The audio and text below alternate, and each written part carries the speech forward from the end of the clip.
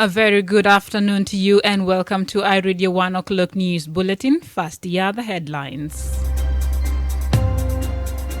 The U.S. government has expressed regrets over the silence of both Sudan and South Sudan on the status of Abyei administrative area. The family of a teenage boy who was kidnapped and killed by armed men along Warab Abyei Road on Sunday are calling for justice. And the former Kenyan President Mwai Kibaki has died. These stories and more coming to you in this news bulletin with me, Yar Ajak Deng, and now the news in detail. The U.S. government has expressed regrets over the silence of both Sudan and South Sudan on the status of Abyei administrative area. It says there should be meetings of joint institutions between the two countries, including the joint political and security mechanisms. According to the U.S. government, UNISFA should further its support to community dialogue and intercommunal reconciliation through outreach to local peace communities and to those who don't always understand what the mission does. My colleague Emmanuel Joseph Akile has more.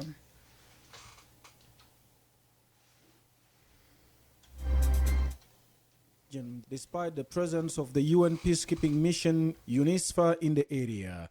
The most recent attack happened last week when over 40 civilians, including women and children, were killed by suspected Misiria tribesmen in separate incidents in the area. In December last year, the chief for Abyei administrative area called on the presidency to expedite the process of determining the final status of Abyei. The two countries are currently struggling to implement similar peace agreements signed after political unrest and conflicts over the years. The oil-rich border region of Abyei has been contested since South Sudan gained independence in 2011. The area was accorded a special administrative status by the 2004 Protocol on the resolution of the Abyei conflict known as the Abyei Protocol. A referendum was originally to be held in 2011 in which the residents of Abyei could decide either to remain part of Sudan or to become part of South Sudan. However, the referendum was postponed indefinitely due to disagreements over the process. As a result, the Dinka Ngok and the Misiria tribesmen of Sudan unilaterally conducted separate referendums but were not recognized by either government. In 2020, a UN official told a Security Council meeting that despite improving relations between Sudan and South Sudan, progress was unlikely in a short term in determining the final status of the Abyei area. In May last year, President Salva Kiir constituted a high-level committee to initiate dialogue with the Sudanese government on the status of the Abyei administrative area. The team comprises 3 members of the revitalized Transitional National Legislative Assembly and 4 other senior SPLM cadres. The committee was tasked with negotiating with the government of Sudan in order to reach an amicable solution on the status of Abyei. The committee members, who were expected to feed President Salva Kiir with monthly updates on the progress of the negotiation, have so far made no progress. Linda Thomas-Greenfield is the U.S. representative to the United Nations. In her address to the Security Council yesterday, Linda said local communities in Abyei have threatened UNISFA, restricted its freedom of movement, and demanded its withdrawal, terming it as unacceptable. Let's be crystal clear. The long-term solution to this conflict can only be worked out through diplomacy, and we encourage all parties to renew diplomatic efforts to achieve a peaceful and mutually acceptable resolution of Abyei's final status. We regret there have been no meetings of any joint institutions or mechanisms, including of the Joint Political and Security Mechanism, since the last time the Council was briefed on the situation in Abyei last year. It's simply unacceptable to resign ourselves to the status quo. To this end, we urge the appointment of a civilian deputy head of mission for UNISFA, which would enable the mission to better support the parties in their endeavor. And the U.S. welcomes the engagement by the African Union to move us toward a solution. Ambassador Linda went on to express U.S. concerns over the recent violence in the Abyei administrative area. We are deeply concerned by the recent violent clashes in Abyei in February and March, and we thank the mission for quickly reacting to restore order and increasing patrols. Going forward, we must improve community relations on the ground. This is essential to addressing security in Abyei. UN police have a central role in engaging local communities in their patrols and through awareness campaigns, including on gender-based violence. This underscores the mission's need for more police to address criminality and a civilian deputy head of mission to strengthen dialogue with the parties, including on establishing the Joint Police Service. We once again reiterate our call for Sudan to issue visas for UN personnel and a civilian deputy head of mission mandated by the Security Council in 2019. The U.S. ambassador to the UN further said the United States looks forward to working constructively with Security Council to renew UNISFA's mandate. The diplomat said her government will continue to partner with the governments of Sudan, South Sudan, and the people of the region and all stakeholders to work toward peace, security, and prosperity of the region.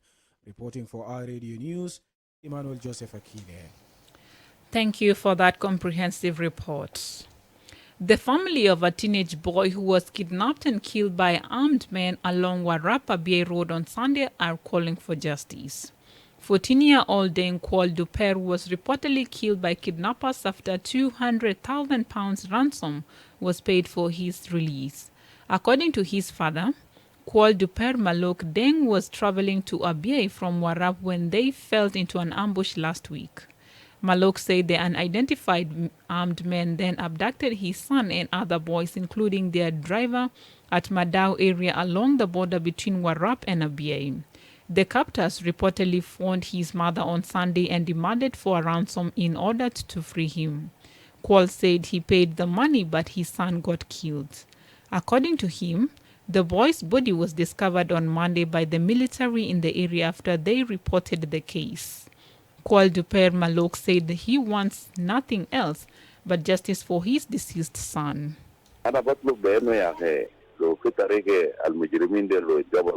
يعني القانون ياخذ مجراه عشان هم ياخذوا جزاهم بالقانون عشان لو قبضوهم وثبت في زول والزول يتحكم انا متاكد ما في زول ثاني يوم من الايام هيفكر في كلام زي ده عشان عملوا له جنايانا عشان ما يتكرر ثاني. جنوب ده مستقبل بتاعه ده عيال تلاقوهم تاني يا دوب زول في اساس ماشي ثانوي زول ما يعرف اي حاجه حتى المشاكل الخاصه بين توجو ده هو ما عارف اي حاجه. لو سالته المشاكل اللي في الجنوب كله الخاصه ما يعرف اي حاجه. دي الناس مستقبل ولدته وربنا الله وتم تعليمه وانا متاكد كان بيعمل حاجه للجنوب ما لي انا.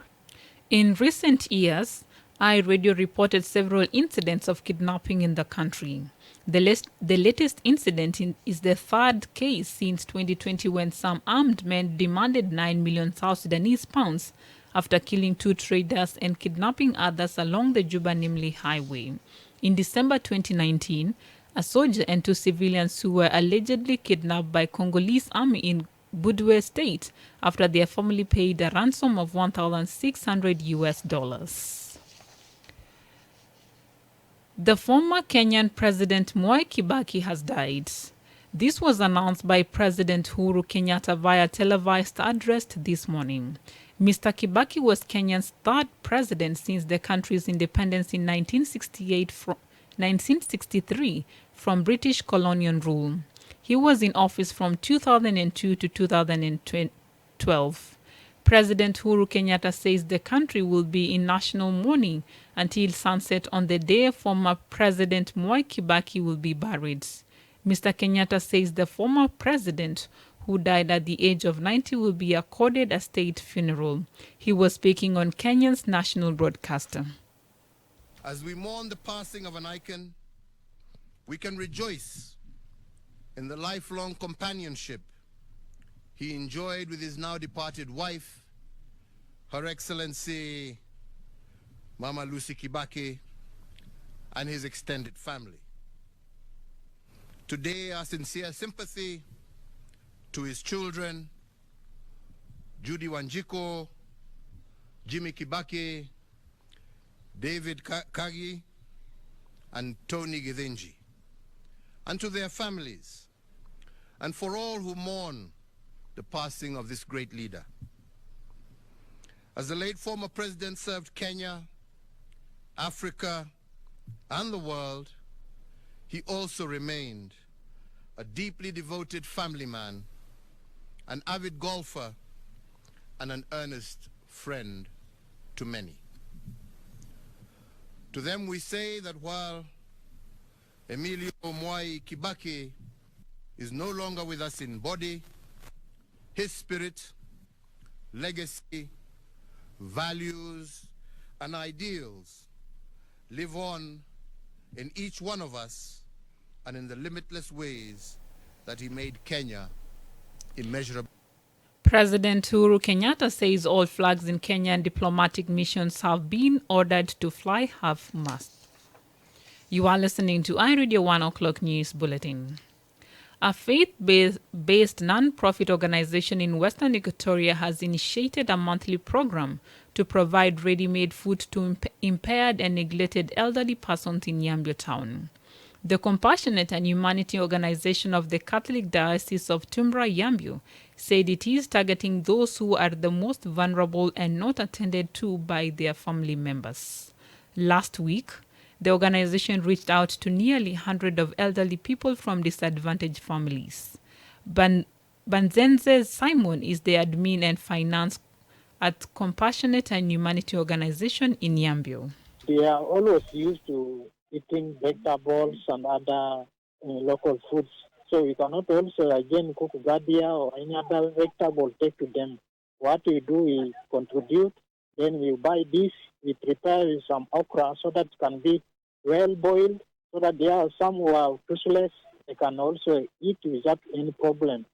So we prepare them beef, then we prepare some posho, then take to them so that they can also taste a good meal.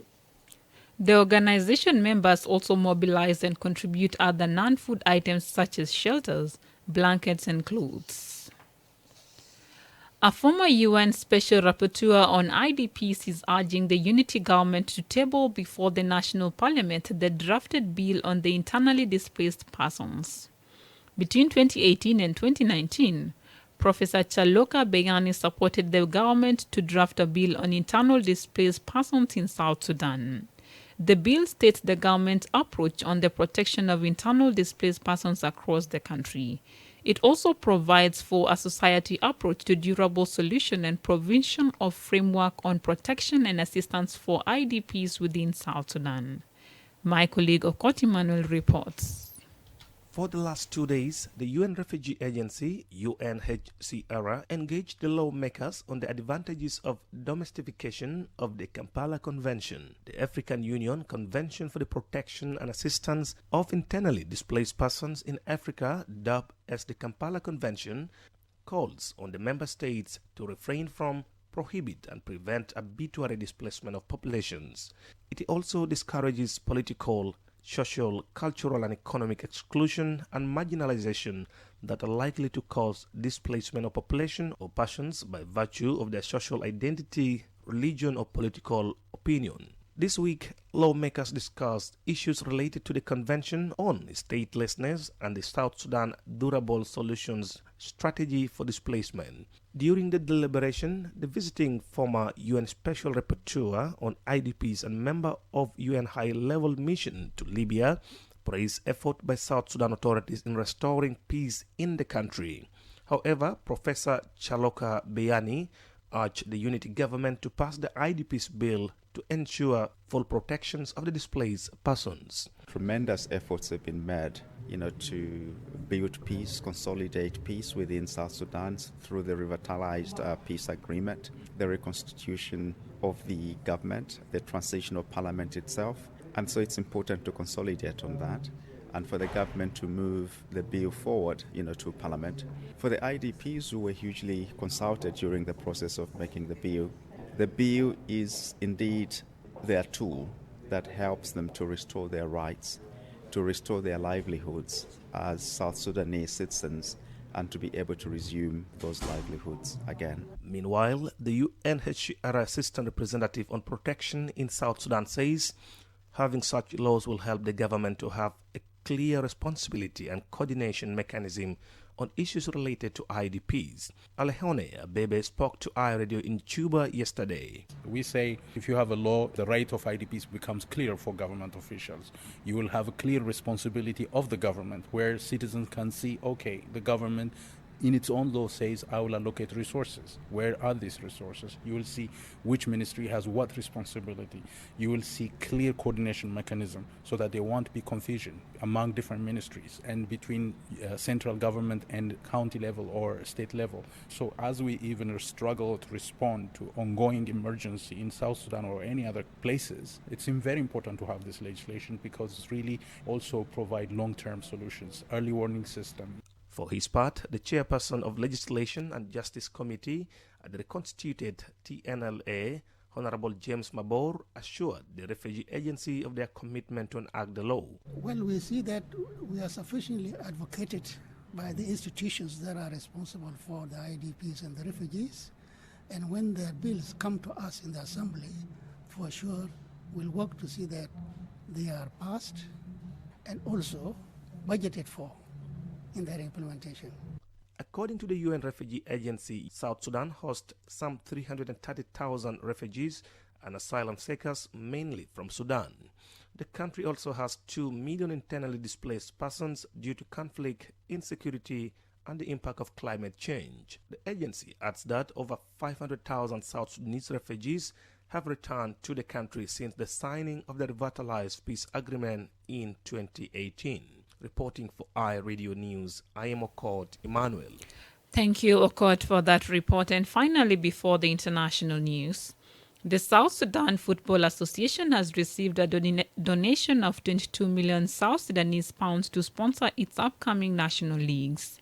The sponsorship accorded by Zain Telecommunication Company is expected to support the national leagues, which will start next week on the 25th of April. The league will be played in 3 zones, Awil, Malakal, and Juba.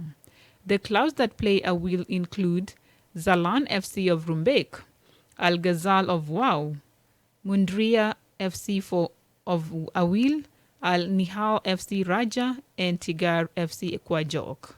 Those in Zone 2 in Juba include Superstar Bor, Yambio Stars FC Yambio, Kinete FC Torit, Munuki FC Juba, Mission FC Yei, and Medical FC Bentiu, while the teams in Zone 3 which in Malakal include Jigmir Nasir, Imatong FC Melut, Gadisia Renk, and Tamod FC Malakal.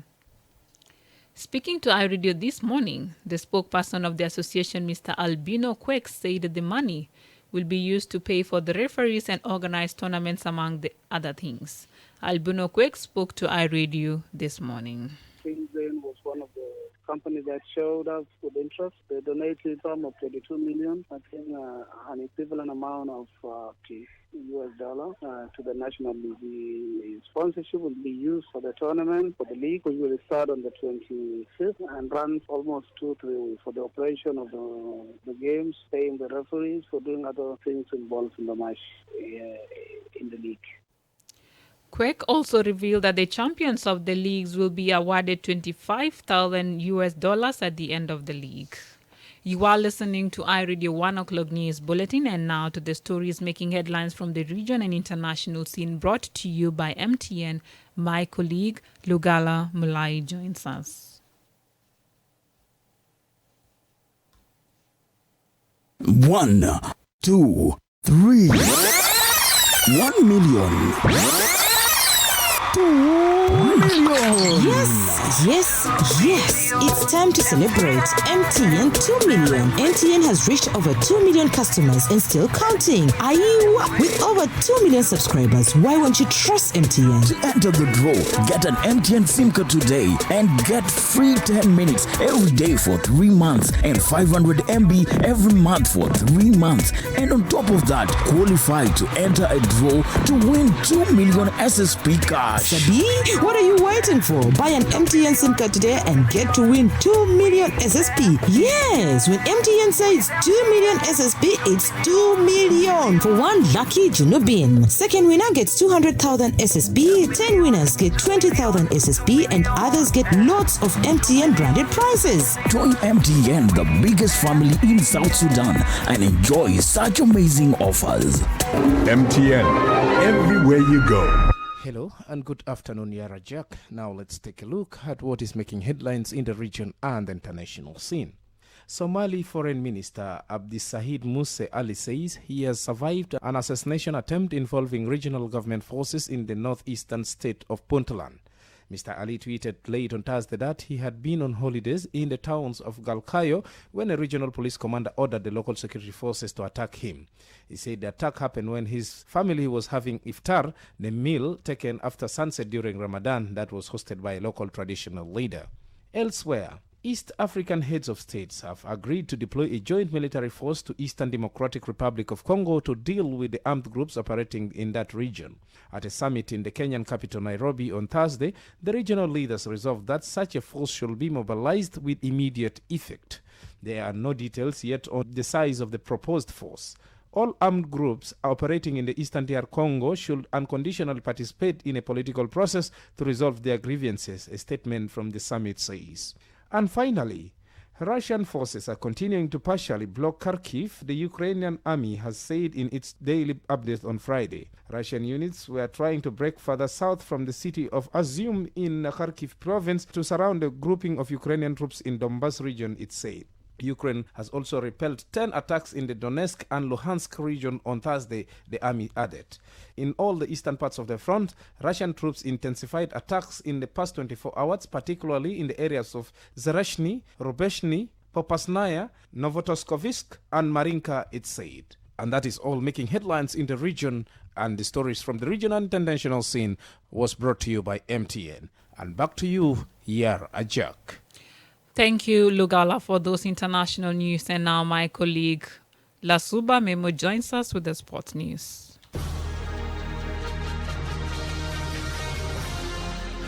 Thanks, Yara Jack. Let's start in the world of athletics. The Kenyan town of Iten has been rocked by the second murder of a female athlete in the space of 6 months.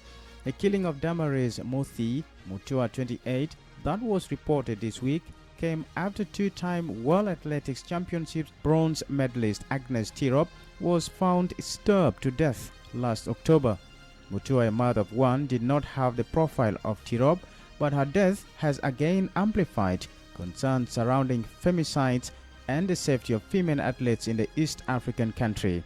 On Thursday, Kenyan police stated that an autopsy had revealed that her death was a result of a strangulation, with analysis of his stomach samples also being taken in a bid to ascertain if there was further foul play.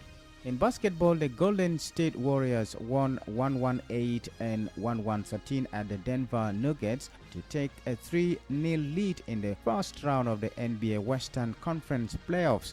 Stephen Curry and Jordan Poole each scored 27 points for the Warriors, who are aiming for their first championship in 4 years.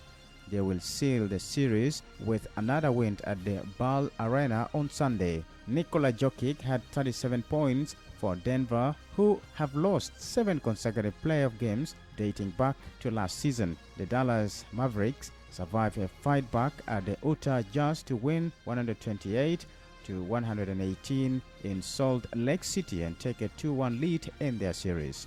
And in football, Lewis Hamilton and Serena Williams are among the investors backing Sir Martin Brownston's bid to buy Chelsea. World Athletics president and Chelsea fan Lord Coe is also behind the bid. The Blues are operating under a special license from the UK government after owner Roman Abramovich was sanctioned. That's all in the world of sports. Back to Yara Jack.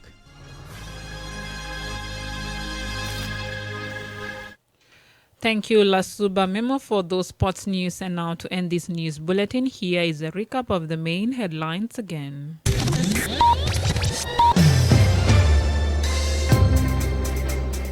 The U.S. government has expressed regrets over the silence of both Sudan and South Sudan on the status of Abyei administrative area.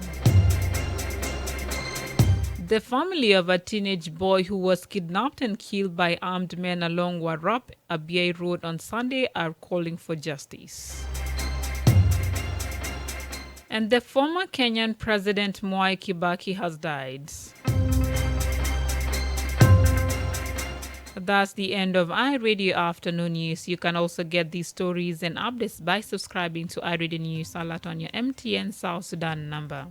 Call 700-700# and follow the instructions. If there is a story or an event you would like iRadio to cover or report about, please send us a text message on +211 925 287 870. It is also our WhatsApp number. Follow us on Twitter at iRadio Juba, like our Facebook page iRadio, subscribe to our YouTube channel iRadio South Sudan, and watch our comprehensive interviews. You can also visit our website and listen to us online at www.iradio.org. Stay tuned for the news in Arabic at 1/2 the hour. I am Yar Ajak Deng. Thank you for listening.